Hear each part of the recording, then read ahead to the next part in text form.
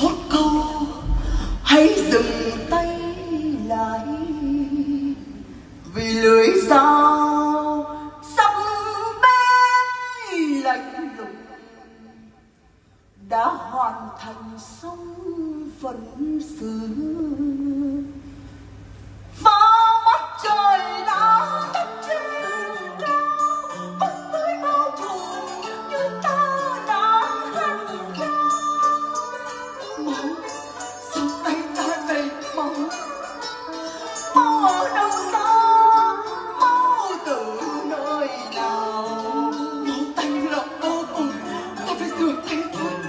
Hãy mang tất cả cái lát về